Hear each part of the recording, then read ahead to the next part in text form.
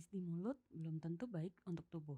Diam-diam gula memiliki efek yang mengerikan pada tubuh, apalagi saat puasa seperti sekarang. Masyarakat banyak yang mengira saat menjalankan ibadah puasa, mereka tidak dilarang untuk mengkonsumsi makanan atau minuman yang manis-manis. Bahkan ada anjuran yang mengatakan, sebaiknya kita berbuka dengan yang manis. Sebenarnya anjuran ini tepat, tapi mengonsumsi gula saat buka puasa ataupun saat sahur tentu ada aturannya masing-masing. Berbahaya jika saat bulan puasa kita juga terlalu banyak mengkonsumsi makanan manis. Banyak penyakit yang akan mengancam tubuh kita jika mengkonsumsi gula terlalu banyak. Lalu bagaimana sih sebenarnya konsumsi gula harian yang tepat pada tubuh manusia?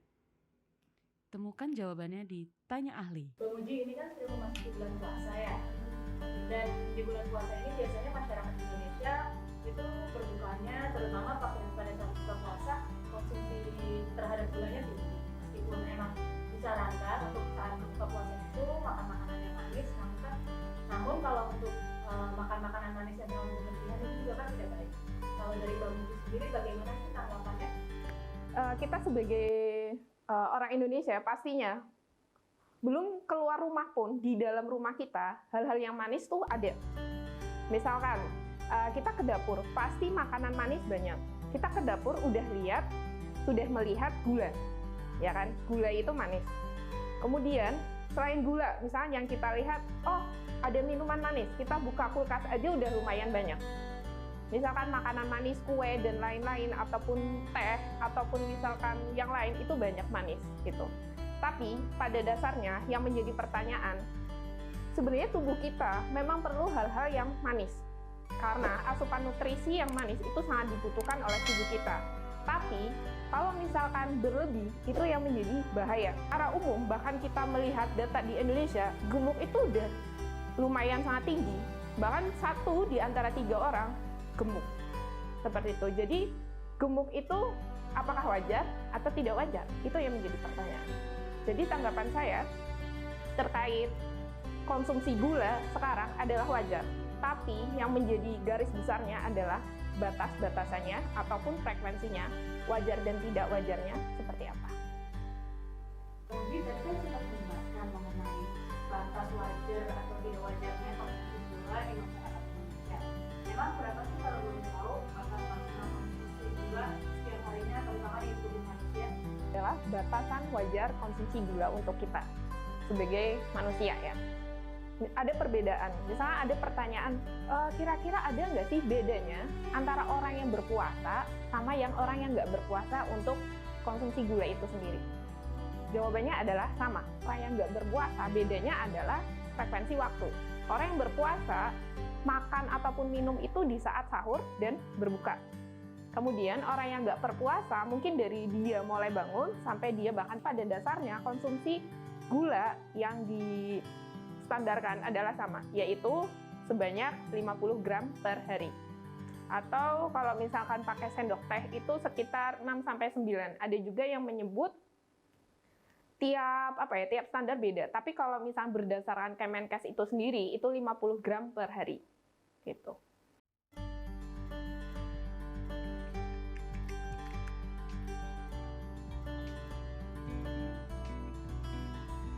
Oke, topik yang bagus. Kalau misalnya kelebihan gula itu gimana? Standarnya itu 50 gram per hari tuh. Yang paling sulit adalah mulai bangun tidur sampai bahkan tidur. Apakah konsumsi gula yang kita masuk itu 50 gram per hari? Coba, kita hitung-hitungan. Hitung dari mana coba? Kita misalkan bangun, ada orang yang mungkin kebiasaannya minum teh. Kalau aku pribadi sendiri, aku memang tidak suka minum teh, gitu. Tapi kita anggapannya adalah orang yang biasa. Bahkan orang yang di Indonesia wajarnya biasanya pagi-pagi aja sudah minum teh. Ada orang yang takarannya bahkan 2 sendok makan. Ada juga yang misalkan 1 sendok teh atau misalkan gula dengan merek tertentu. Tapi kita kalau misalkan pengen tahu 50 gram per hari, contohnya adalah ini. Ini salah satu minuman botol. Salah satu minuman botol, pasti di dalamnya nggak perlu minuman deh. Gula itu bisa kita dapatkan dari mana aja. Baik itu minuman, baik itu makanan, ataupun yang paling mudahnya adalah nasi. Nasi pun ada kandungan gulanya. Jadi teman-teman harus hati-hati juga, maksudnya jangan berpikir gula itu berasal dari ya gula pasir aja, atau misalkan gula sintetis aja atau apa, tapi gula itu kandungan dari semuanya. Kemudian kita akumulasikan dalam sehari itu 50 gram. Kita contoh satu aja, yang mungkin biasanya orang itu konsumsi di saat dahaga ataupun haus. Misalkan dari habis aktivitas banyak, biasanya orang akan minum teh yang biasanya di botol. Karena itu menurut mereka adalah hal yang wajar dan enak untuk di tenggorokan, bahkan bisa mengurangi stres. Katanya, mitosnya, tapi kita nggak tahu. Oke, ini salah satu teh. Kita biasanya kalau mau tahu, kita lihat di bagian informasi gizi. Teman-teman harus cermat di bagian informasi gizi. Tidak cukup hanya melihat kata halal, tapi kita harus melihat di bagian informasi gizi. Kita melihat di bagian gula. Ini salah satu contoh minuman botol. Gulanya itu persajian adalah 18 gram. Persajian. Sedangkan ini, dia persajiannya itu 240 mili. Kita lihat juga dalam satu botol ini berapa mili. Anggap aja misalkan satu botol itu dia 300 mili. Berarti 2 kali lipatnya, hampir 2 kali lipatnya. Berarti kandungan gula di dalamnya itu 18 kali 2. Ya sudah 36. Ini baru aja dari minuman satu botol. Tapi kita dalam sehari nggak cukup loh minum satu botol ini. Kita bisa makan dari kue, kita bisa makan dari nasi. Apalagi misalnya makan biskuit, apalagi sirup dan lain-lain. Ya tanda tanya, dan ya kita harus bijak dalam menyikapinya. Yang masuk ke dalam tubuh kita itu juga harus bijak.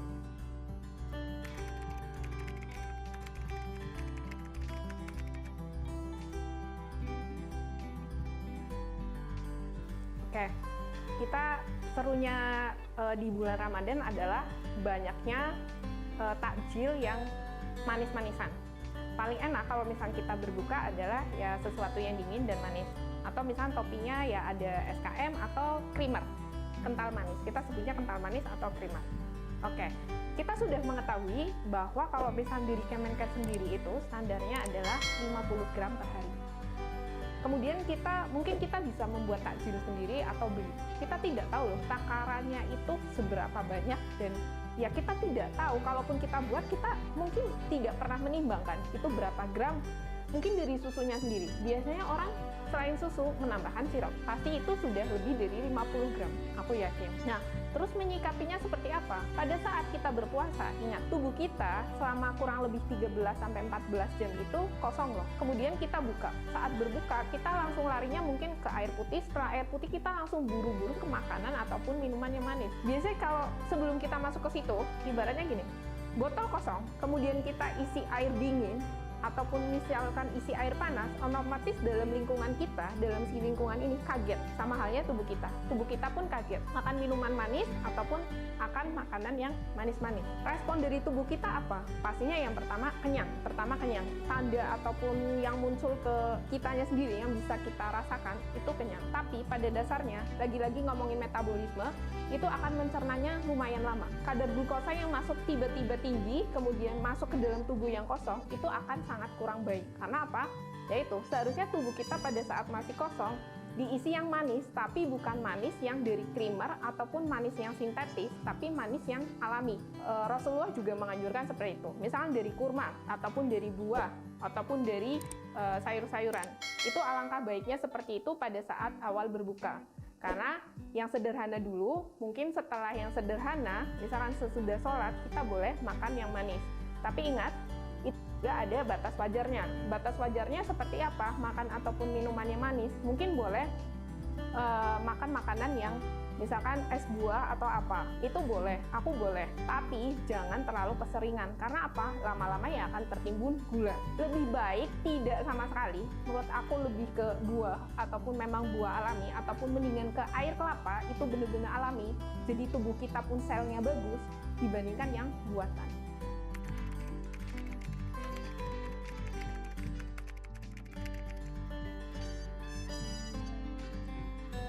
Ini yang paling penting, tips ketika kita akan menjalani puasa Ramadan adalah ketika sahur dan berbuka. Salah satunya adalah asupan nutrisi dari gula, gitu kan. seperti yang kita sudah ketahui, gula itu berasal dari mana saja. Kalau misalkan kita mau ada patokan terkait gizi ataupun standar di Kemenkes itu 50 gram per hari.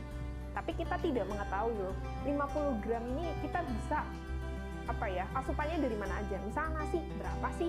Kemudian dari minuman berapa sih? Atau bahkan nanti berbuka itu apa aja yang biasanya mungkin kolak dan lain-lain seperti itu kan, gulanya itu seperti apa? Kita pastinya stres kan. Nah, saran dari aku pribadi adalah gini. Untuk asupan gula itu sendiri lebih baik gula yang bahan alami.